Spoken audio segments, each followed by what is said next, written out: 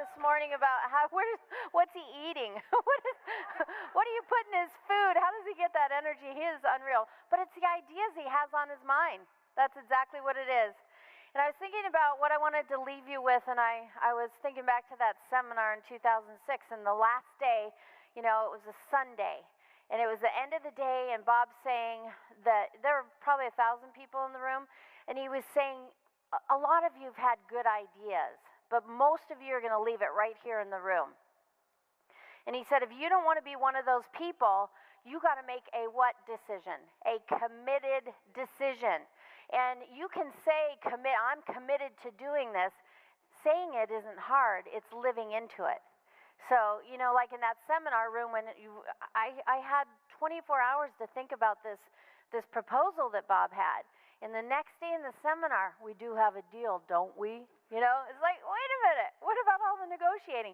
But you got to be so ready to do this that you don't miss a beat. And Edward, where's Edward? Edwards, you were asking today, well, what do you do when you just get rejection after rejection after rejection? And my mantra was, quitting is not an option. Quitting is not an option. And I would say that over and over and over. You got to be so determined. And so I was thinking back, and Bob was mentioning we had studied Napoleon Hill and on success and winning. So I just want to go over a couple points with you, and I want you to really lock this in. And think about Napoleon Hill. He wrote Think and Grow Rich. He studied 500 of the most successful people in the world at the time. And he was trying to figure out, what are the commonalities? What does it take? Why did they win and others didn't win? And look at what he said. He said, millions of people go through life hoping for favorable breaks. Perhaps a favorable break can get one an opportunity, but the safest plan is to not depend upon luck. It was a favorable break that gave me the biggest opportunity of my life.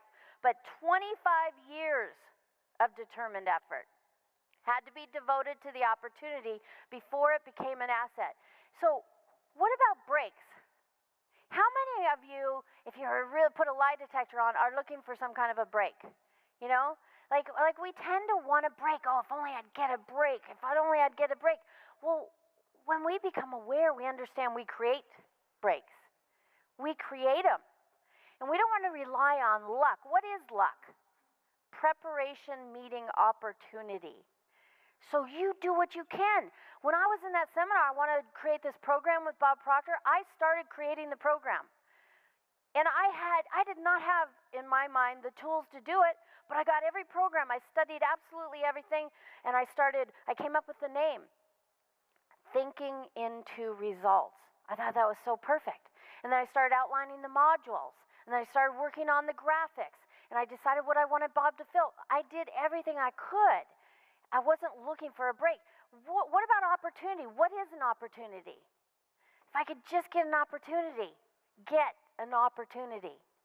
But really, what is an opportunity? An opportunity is when you see a need and you figure out how to fill it. It's not going up to someone and saying, this is what I need. Give this to me. That's not an opportunity. In fact, that's force, and it negates. It's like, what is the need? How can I fill it? What skills, talents, abilities do I have? I started volunteering with the company. I said, I don't know what I can do, but I'll do whatever you need. I'm just happy to do it. And I volunteered from the time of that seminar until I became CEO in 2009. And I did a lot, and I never got paid a penny, and I never asked to get paid a penny. But I was like, this is my opportunity. And that is what led to me getting offered being the CEO of the company, because Bob's like, wow, you're making a difference in these areas. Make sense? So spin it on its head when you think of opportunity. And what about determined effort? It's not just spinning your wheels. It's not just moving. It's moving in a determined way. Quitting is not an option. Someone slams the door in your face. Okay, fine, you're going on to the next option. Determined effort. I love it. Now look at this. The favorable break came through Carnegie. You can tell how aware Napoleon Hill was. It didn't come from Carnegie, by Carnegie, through Carnegie. What what is it, if you say you can achieve anything you want, anything that you fear or that you love, you can achieve, right? And it's going to manifest in the most reasonable, easily accessible way possible, right? So it's through Carnegie. But what about the determination? What about the definiteness of purpose? What about the desire to attain the goal and the persistent effort, again, of 25 years? It was no ordinary desire that survived disappointment, discouragement, temporary defeat, criticism, and the constant reminding of waste of time. It was a burning desire. It was an obsession. What is determination? Like when you walk out of here, how much do you love your goal? How much do you love it? What are you going to do in order to make sure it happens in your life? Like you look like you've latched onto something you really love. Absolutely. See? Okay, if you were looking in her eyes right now, you would see determination. I mean, you weren't like waffling at all. You're like, this is going to happen. Now, what you want to do is you want to keep this feeling. You want to hold on to this feeling. Like Bob said, there were a couple of you that asked the question, and he gave the same answer. Stay connected. It doesn't have to be to a bunch of people, 1 or 2 people that are going to keep you on this frequency. But that's determination. I love that. What about definiteness of purpose? That's what we've been focused on, is our definiteness of purpose. That is so critical. Is it on purpose to what you really want, your goal? That's your purpose. But how definite are you? You know? I think you are. I think you are. I know you are. you're like, this is happening. You got to ask yourself, how definite are you? Definiteness of purpose. You look pretty determined right there. This is what it takes. We can't just say, let's see what happens, right? That's not going to work. What about desire to attain the goal? I mean, this is absolutely everything. Desire is the unexpressed possibility within seeking expression through our action. So it's not just something we've got in our conscious mind that we're thinking about, noodling about. It's like, oh, we've got a burning desire. It's got to happen. It's got to be expressed. And that's why, Bob said, you got to get out, you got to act. But what causes the action? The desire causes the action. And when you've sufficiently impressed it on your subconscious mind, you move into action. You don't even have to decide. I nodded my head, yes. Do we have a deal? We do have a deal, don't we? You nod your head, yes. You do what it takes. And persistent effort of 25 years. 25 years. If someone said to you, okay, I've got the vehicle for you to achieve what you want to achieve, but you're going to have to commit at least 20, 25 years of your life with no material remuneration. And, Carnegie had a stopwatch under the table. Napoleon Hill didn't know that. He's like, are you willing to do this? He was going to give him 60 seconds. And I think it was 29 seconds, and Napoleon Hill said, yes, I will. You got to ask yourself, would you do that? Persistent effort of 25 years. Persistence comes up over and over and over again. It was no ordinary desire that survived disappointment. It's like, I can't do that. Someone slammed the door in your face. Disappointment. When that mentor took the ideas that I thought we were working on together and created a program, and I see this flyer. It's like a punch in the stomach. I was so disappointed. It's like, am I going to keep going? Or, law didn't look so bad in that moment. Maybe I'll just go back to the law. But we've got to build the desire so high that the disappointment isn't even going to slow us down. And discouragement. When you walk out of here and you go home, and you go back maybe into your office or business, whatever it is, there are going to be people like my family around the fireside at Lake Curlew that are just going to look at you like, what are you smoking, And they're going to tell you all the times that you tried something like that and it didn't work, and they're going to discourage you. That's why you've got to build that burning desire. It's not even going to faze you. It just will fall right off of you. What about temporary defeat? when I was creating Thinking into Results, the graphics, and I had this clear vision of what I wanted the background of the video to look like, and it was so clear in my mind. And the production company kept coming back with just stuff that was not even close. Like they had one thing where it looked like Bob was standing in front of a field with a pitchfork. You know, I swear to you, I'm not exaggerating. And there was another, it looked like he was a real estate agent. And it's like, no, this is not, I want something and it's going to trigger all the learning modalities of people. And, you know, it's going to really get the message with it before Bob speaks a word when he comes onto the screen. And I had these ideas and I kept telling him, no, this isn't going to cut it, isn't going to cut it. And the production guy, the head of the company, calls me up. He goes, look, lady, this isn't a Hollywood production. And it was like, oh my God. And then all those thoughts of, you're just a lawyer. What do you know about this? When have you created? And it was like, maybe I am being too, you know, picky about this. And maybe I should compromise. And I started to feel like I'm going to compromise. And then I'm like, hey, wait a minute. It's my Hollywood production. I said, you either get me someone that can do what I want, that I envision, or I'll go somewhere else. And they go, well, we do have this woman, Audra Roby, and, you know, she's new, and we haven't figured out what to do with her, basically, so we'll put her on your project. Oh, my God, she was a godsend. She got it in a day. It's exactly what I want. So are you going to let temporary defeat cause you to compromise or step back? No way, because you've got a burning desire. What about criticism? I can't tell you how many times people in my life were saying things like, well, you're going to leave your law practice? You know, you're an equity partner. What about your 401k plan and the profit sharing and, you know, just this criticism? Why? Why are you doing this? You're never going to get clients like that. My family was going to do a family intervention. And I'm not kidding. When I was in Hawaii with my mother and my sister, and we were doing gratitude every day, they started opening up, you know, and finally by about day 3, 4, they said, you know, we were planning a family intervention to get you to wake up and like, what do you mean you're going to go leave the law and go do this?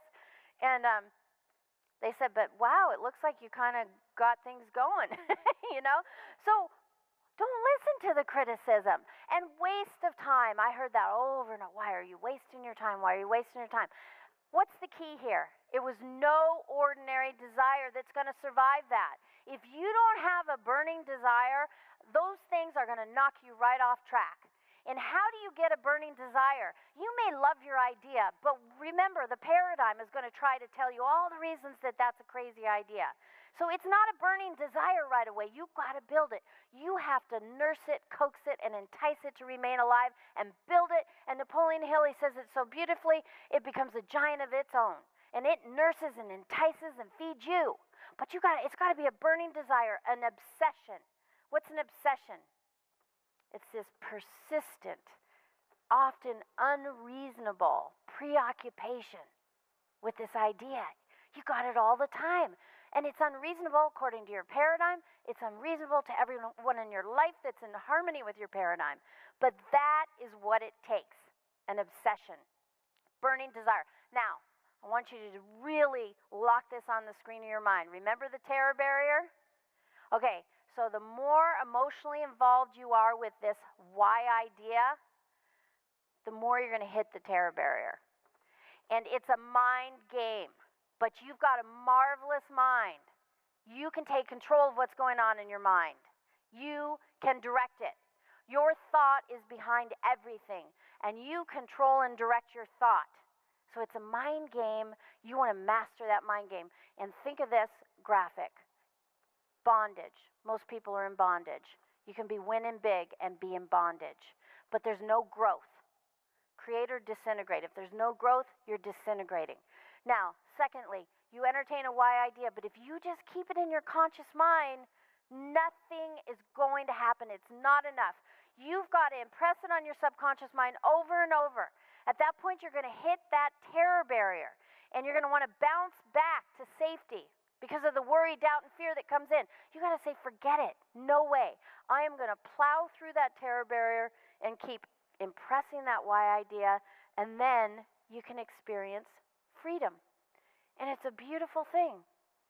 I was working on the Thinking into Results program for so long, it seemed, practicing law, and it just, no sleep, volunteering with the company, and then it was April 1st, 2009, and it's the first time the program's done, beautiful packaging, everything turned out great, and Bob is going to sell it for the first time, doing an event with a couple thousand people in Alberta, Canada, and he's going to sell it for the first time, and I'm sitting like right about where you are in the audience, and I want you to just imagine Bob on stage, and your idea is finally being birthed, and you're sitting there, and you're watching Bob talk about it and describe it, and he said, this is the first time we're selling this, and he said, you can get it at the back of the room, and people, I looked around, I was just mesmerized, because they were like, oh, I want to get it, oh my gosh, I want to get it, and they started flocking to the back of the room and buying this program, and I was just like, oh my gosh,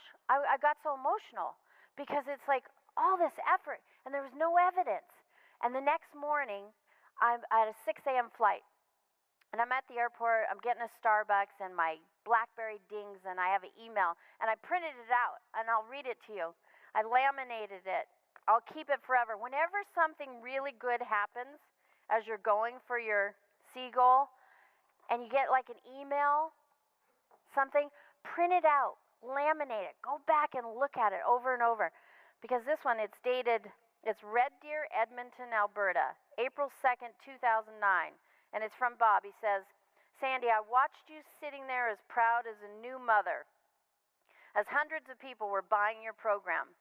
You earned more money in 1 hour than you did an entire year as a lawyer. And this is merely the first in a series of thinking programs, one small step in the direction of greater things you will do, many of which are beyond your wildest dreams. Tell that to your dad.